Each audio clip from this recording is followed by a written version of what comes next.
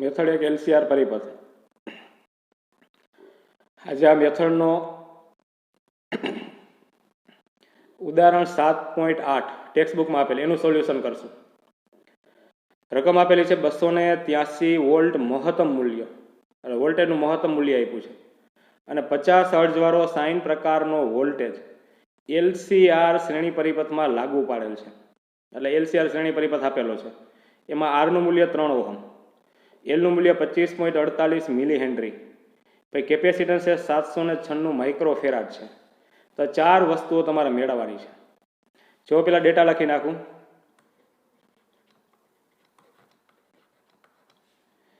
હાલો, વોલ્ટેજનું મહત્તમ મૂલ્ય એટલે વીએમ વડે આપણે દર્શાવતા હતા, અને આપેલું છે 283 વોલ્ટ. પછી એની આવૃત્તિ આપી છે એસી પ્રાપ્તિ સ્થાનની 50 હર્ટ્ઝ. પછી એમાં આરનું મૂલ્ય આપ્યું છે 3 ઓહમ. પછી એમાં ઇન્ડક્ટન્સ આપ્યું છે 25.48 મિલી હેનરી. પછી એમાં કેપેસિટન્સનું મૂલ્ય આપ્યું છે 796 માઇક્રોફેરાડ. તો પેલા પરિપથનો ઇમ્પિડન્સ ગણવાનો છે. પરિપથનો ઇમ્પિડન્સ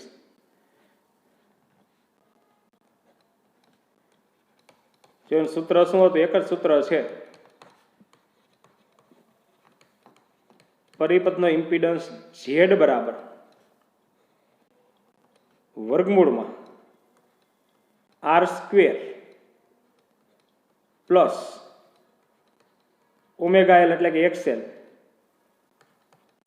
માઇનસ એક્સી એનો સ્ક્વેર. અને એક્સી માઇનસ એક્સએલ લખશો તોય આવશે, વર્ગ જ છે એટલે કઈ ફેર પડવાનો નથી. બરાબર, આ ઓમેગા એલ છે ને આ 1/, ઓમેગા સી. તો ઇમ્પિડન્સ મારે જો તો આરનું મૂલ્ય તો મને આપ્યું છે, તો એની પહેલા ઇમ્પિડન્સ મેળવતા પહેલા હું એક્સએલ અને એક્સી ની બેયનું મૂલ્ય મેળવી લઉં. એ મારી પાસે નથી, પણ મળી જશે આ ડેટા આપ્યા છે એના ઉપરથી.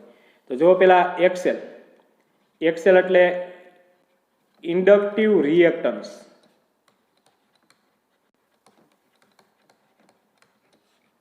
હાલો, સૂત્ર શું છે? તો કે એક્સએલ બરાબર ઓમેગા એલ. ઓમેગા એટલે છે 2πf અને એલ, આ બધી કિંમત 2, પાઈ એટલે 3.14, પછી એફ એટલે 50 અને એલ એટલે આપેલું છે 25.48 અને મિલી એટલે 10⁻³ હાલો, આનું સાદુરૂપ આપી દેશો એટલે એક્સએલ તમને મળશે 8 ઓહમ. હવે એવી રીતના કેપેસિટિવ ઇન્ડક્ટન્સ,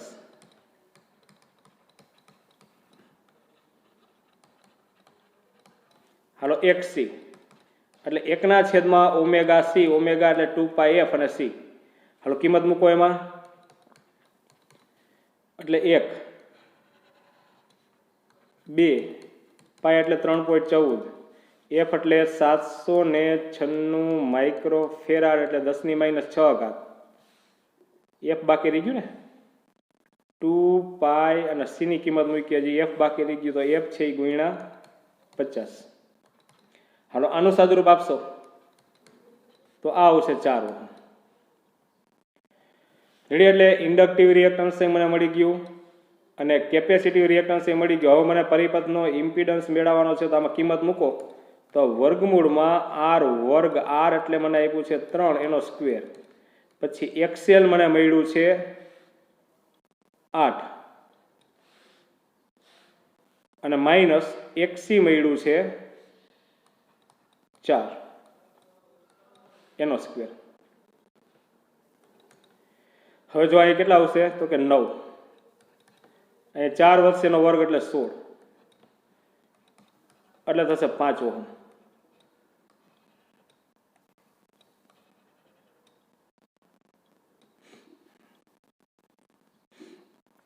એટલે ઇમ્પિડન્સ મળી ગયો, એટલે આ એ પૂરું થયું. હવે બી પ્રવાહ અને વોલ્ટેજ વચ્ચે કડા તફાવત.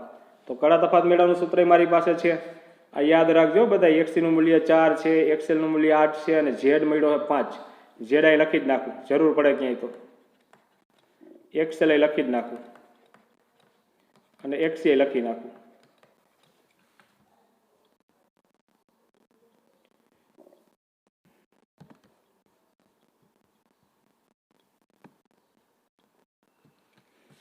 હાલો બી ગણતરી,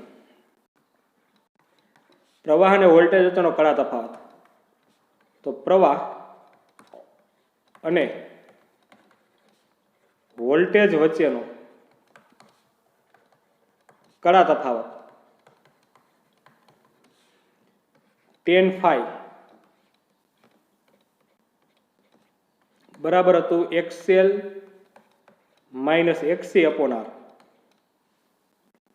XL કિંમત મોટી કિંમત અહીં પહેલાં લખાય, ઘણીવાર અહીં XC માઇનસ XL લખેલું હશે, પણ મોટી કિંમત આપણે પહેલાં લખશો હંમેશા. XL એટલે છે મારી પાસે 8, XC એટલે 4, પછી R આપેલું છે 3, એટલે 4/3 એટલે 1.33 આવી કિંમત આવશે. નેચરલ ટેનનું ટેબલ તમને આપશે, જો એક્ઝામમાં ટેબલ આવી જરૂર પડે તો ટેબલ આપ્યું હોય અથવા બાજુમાં કિંમત લખીને આપી હશે, બરાબર. એટલે નેચરલ ટેનનું ટેબલ એમાં 1.33 કિંમત તમે જોશો તો એ આવશે 53.1 અંશ. 53.1 અંશ.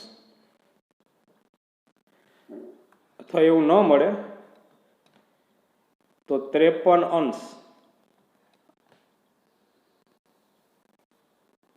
અને 6 કડા આવું આપ્યું.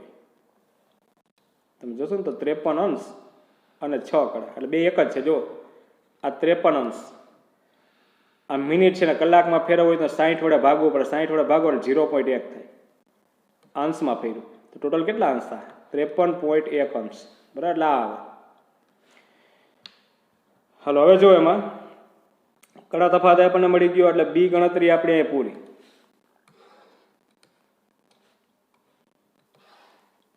હવે એના પછીની ગણતરી જો એમાં શું કરવાનું કીધું છે? પાવર ફેક્ટર ગણ. તો ફાઈની કિંમત તમારી પાસે 53.1 લખી રાખવું એટલે જરૂર પડે તો ઉપયોગમાં લેવાય. 53.1 અંશ અથવા 53 અંશ અને 6 કડા.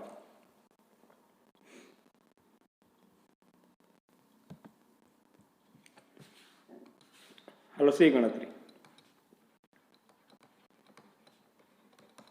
પાવર ફેક્ટર, પાવર ફેક્ટર એટલે હતું cos phi. ફાઈની કિંમત છે જ, નકા R/Z સૂત્ર હતું એનું. પછી સૂત્ર ન મૂકવું હોય તો ફાઈની કિંમત છે મારી આગળ કોસ, અહીંયા 53 અંશ અને 6 કડા અથવા તો 53.1 અંશ જે મૂકો. નેચરલ કોસના ટેબલની અંદર આ કિંમત તમે જોશો, બરાબર. તો 53 અંશ અને 6 કડાની કિંમત જોશો તો 0.6 આવશે. હાલો આ પાવર ફેક્ટર. હવે શું મેળવવાનું છે? તો કે વ્યય થતો પાવર પરિપથમાં વ્યય થતો પાવર,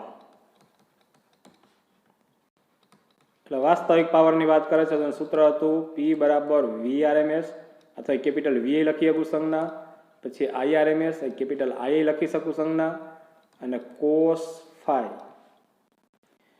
હાલો VRMS તો મારી પાસે નથી એટલે VM/√2 મૂકીશ, કારણ કે VM આપ્યું છે, VRMS નથી. અને IRMS એટલે પાછું VRMS/Z અને cos phi. હાલો P બરાબર આ VM√2, જે VRMS ની કિંમત મારી પાસે નથી એટલે VRMS એટલે પાછું VM/√2 પછી cos phi અને હજી છેદમાં શું વધ્યું છે તો કે Z. હવે બધી કિંમત છે મારી પાસે.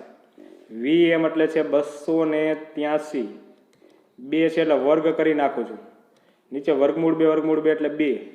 cos phi 0.6 મળ્યું છે અને Z તમને મળ્યું છે 5. હવે આનું સાદુરૂપ તમે આપી દેશો તો એ આવશે 48.05 વોટ. બરાબર. વ્યય થતો પાવર આટલો હશે. હાલ અહીં ઉદાહરણ 7.8 પૂરું થાય છે.